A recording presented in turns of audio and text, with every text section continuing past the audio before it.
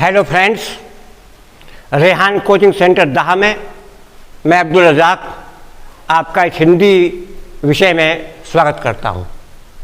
बच्चों के मेरे पास बहुत फ़ोन आ रहे थे कि साहब एक वीडियो या लगातार अपने टॉपिक्स पर वीडियो हमको दीजिएगा, हमारी भर्तियां आ रही हैं, एसआई की आ रही हैं और यूपी टेट की आने वाली हैं, तो हमारा मार्गदर्शन कीजिए और हमको आप वीडियो डालते रहिएगा।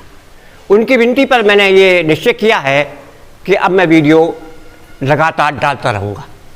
इसलिए आप हमारे चैनल को सब्सक्राइब कर लीजिएगा, शेयर कीजिएगा ताकि हमारे वीडियो आपको लगातार मिलते रहें।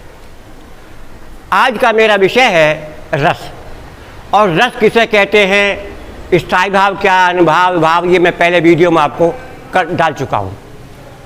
आज मैं आपको ले रहा हूँ एक बहुत ही अच्छा रस। आज के भीड़ के युग में किसी के होठों पर हंसी लाना बहुत बड़ा पुण्य का काम है।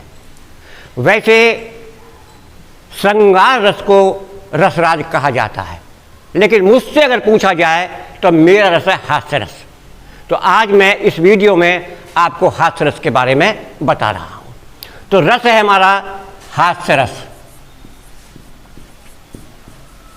हास्य रस, इसका स्थायी भाव है स्थायी भाव, हास या हंसी।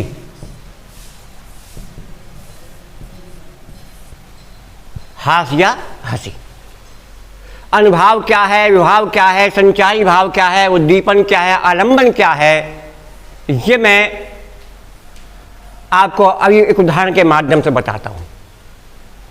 हास्यरस जिसमें हंसी आए, हास्यरस इसमें हंसी आए। उनका शेर दिलावर फिगार का, जिस मौलवी ने पढ़ाया था निकाह बीवी के साथ, जिस मौलवी ने पढ़ाया था निकाह बीवी के साथ, बीवी हुई फरार उसी मौलवी के साथ। और हमने भी अपने दाव से किया मौलवी को चित, वो हमारी बीवी के साथ है, हम उसकी बीवी के साथ।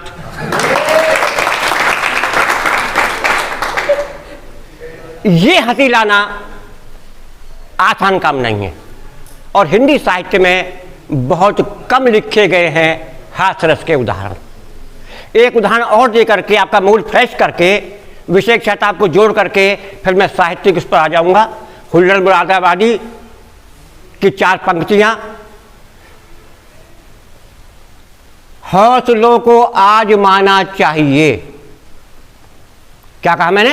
हौसलों को आजमाना चाहिए, हादसों में मुस्कुराना चाहिए, खुजलियां जब 7 दिन तक ना मिटे आदमी को तब नहाना चाहिए।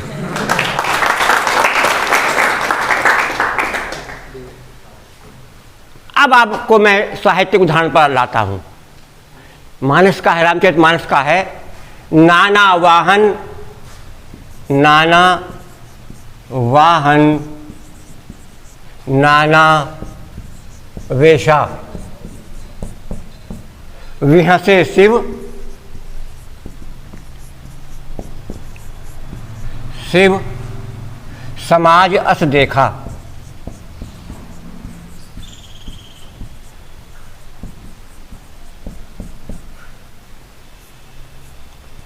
यहाँ ध्यान रखिएगा, इस शिव में छोटा ही शय बनेगा, क्योंकि अवधी भाषा है। अवधी भाषा में तालव्य शय नहीं होता है, बड़ा शय नहीं होता है। नाना वाहन, नाना वेशा, विहसे शिव समाज अस देखा। इसमें शिव की बारात का वर्णन है। नाना अनेक प्रकार के वाहन थे शिव की बारात में, अनेक प्रकार का वेश उनके भक्त धारण किए हुए थे। विहसे शिव समाज अस देखा, ऐसे समाज को देख करके शिव हंसने लगे। अब यहाँ करना क्या है, हमको यहाँ पर इस बात को करने के बाद हमको देखना है इसमें रस क्या है, उस रस का स्थायी भाव क्या है, इसमें आश्चर्य क्या, किसको रस पैदा हो रहा है, आलम्बन क्या, किसको देख करके रस पैदा हो रहा है, उद्दीपन क्या, रस बढ़ क्यों रहा है, किसकी वजह से बढ़ रहा है, उसके बाद में श्रोता के मन में या दर्शक के मन में विचार क्या पैदा हो रहे हैं, ये हमको इसकी व्याख्या करनी होती है। अब देखिए इसमें पहले क्या करना हमको होगा, पहले रस, हास रस, हास्य रस। दूसरा स्थायी भाव,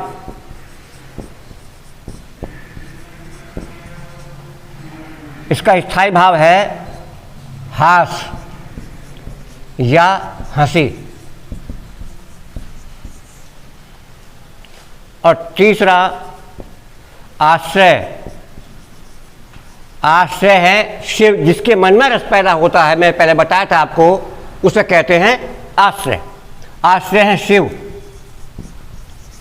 आलंबन, जिसके मन में होता है रस पैदा, वो है शिव के गण।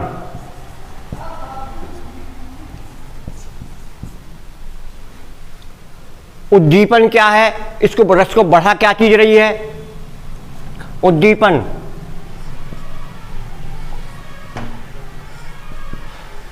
उद्दीपन अनेक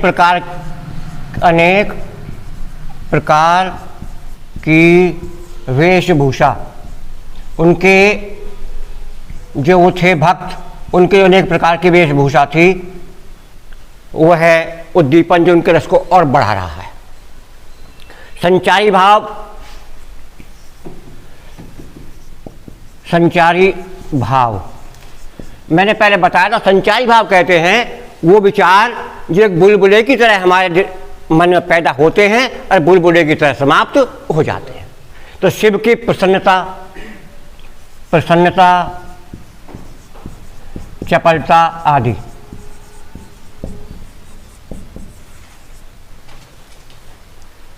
इस प्रकार से हम इसकी व्याख्या करते हैं।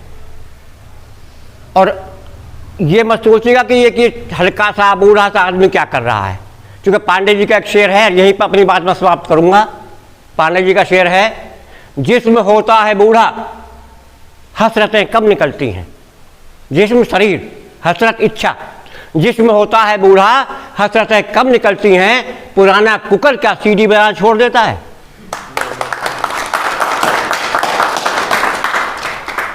आप जुड़िएगा हमारे वीडियो के साथ में, लाइक कीजिएगा, शेयर कीजिएगा। दोबारा मैं आपसे कह रहा हूं, और लगातार मैं समझता हूं कुछ अंतराल के बाद में मेरे वीडियो आपको मिलते रहेंगे। धन्यवाद बहुत बहुत।